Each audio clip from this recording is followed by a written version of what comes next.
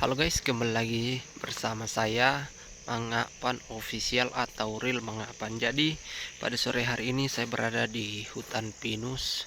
Kalau tidak salah namanya hutan pinus Pedamaran. Jalan menuju ke Kampung Buntu Tondok. Maaf ya kalau ada salah penyebutan nama guys.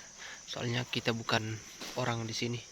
Jadi maklum kita tidak tahu nama tempat di sini. Kebetulan kita lewat, jadi kita membuat konten di sini karena pemandangan di sini dan hutan pinus di sini keren untuk diabadikan. Dan terlihat di sini banyak bekas-bekas pembakaran, artinya bahwa ada yang pernah camping di sini.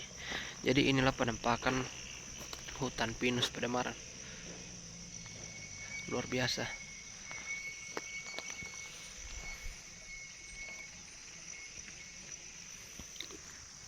Jadi di belakang saya ini, maaf terhalang silau matahari, merupakan Kampung Bulu Langkan atau Loko Lemo.